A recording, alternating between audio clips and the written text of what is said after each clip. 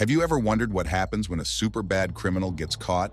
They go to court, and if they did something truly awful, the judge might say the scariest words ever: death penalty.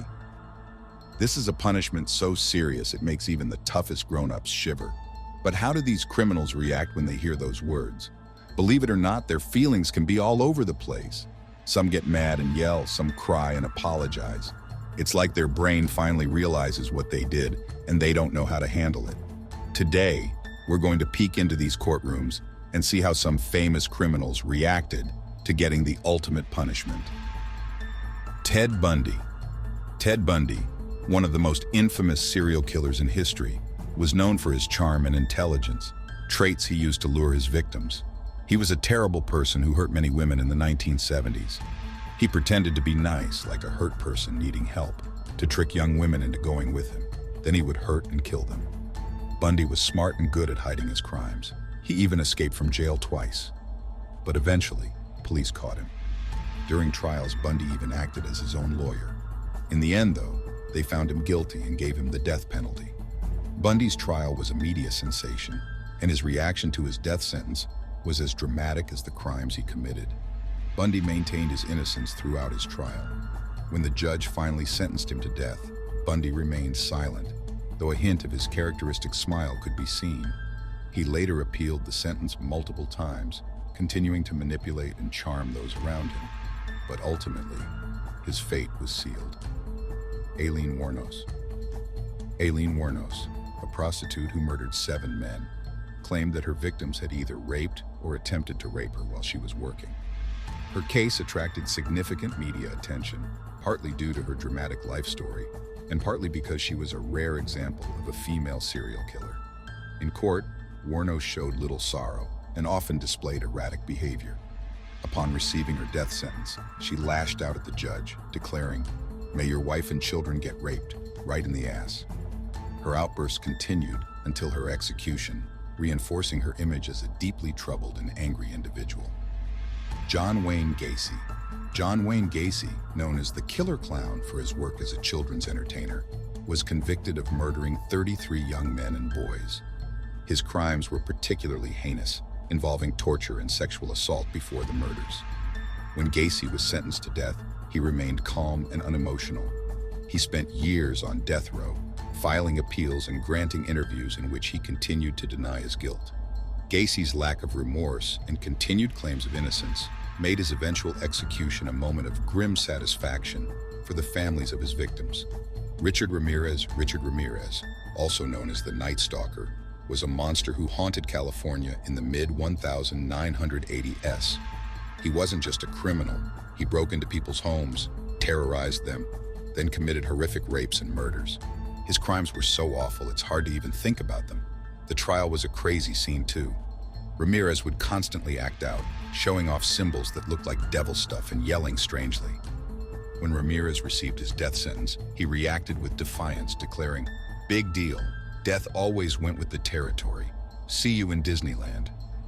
His lack of remorse and apparent embrace of his dark persona made his sentencing one of the most chilling on record. Jeffrey Dahmer, the Milwaukee cannibal as some called him, was a monster responsible for the murders of 17 young men and boys. His crimes were shocking, not just because he killed them, but because he did other disturbing things afterwards. This made him one of the most notorious criminals of the 20th century. During his trial, it was like a different Dahmer showed up. Gone was the coldness behind the murders. Instead, he seemed regretful and actually confessed to everything he'd done. It was almost like he wanted to understand himself, why he did such awful things. Wisconsin, the state where the crimes happened, doesn't have the death penalty.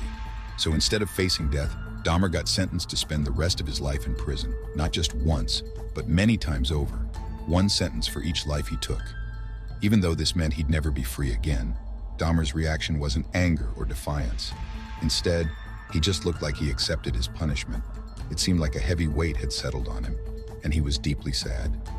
It was a strange contrast, the terrible things he did and the remorse he showed in court. Timothy McVeigh. Timothy McVeigh was a terrible person who did something awful. He planted a bomb in Oklahoma City that killed 168 people, including 19 children. This was one of the worst things to ever happen in the United States, and everyone was really upset about it. During his trial, McVeigh didn't seem sorry at all. In fact, it looked like he kind of liked all the attention he was getting. Even when they told him he would be put to death, he didn't show any feelings. He still thought what he did was okay. This made everyone even madder, especially the families of the people who died. They couldn't believe he wasn't sorry and still thought he was right. Earle Nelson. Earle Nelson, nicknamed the Gorilla Killer, was a bad dude responsible for at least 22 murders in the 1920s. Not just in the US, but up in Canada too. He liked to target women who rented out rooms, and his crimes were especially awful. When they told Nelson he was going to be put to death, his reaction was kind of strange. Part of him seemed like he didn't care at all, like it wasn't a big deal. He kept saying he wasn't guilty, and that everyone was picking on him. The other part of him seemed mad and defiant. It was like two different Earls. This cold way he reacted to getting the death penalty was pretty similar to how cold and calculated he was when he killed those women. David Berkowitz, known as the Son of Sam, terrorized New York City in the mid-1970 ES, committing a series of shooting attacks that left 6 people dead and 7 others wounded. Berkowitz claimed that he was commanded to kill by a demon who spoke to him through his neighbor's dog. Berkowitz's reaction to his sentencing was subdued compared to his initial arrest, where he appeared almost relieved to be caught. During his trial, he expressed remorse for his actions and later claimed to have found religion. While he was sentenced to life in prison rather than death, Berkowitz's transformation from a feared killer to a seemingly penitent inmate was a dramatic turn of events.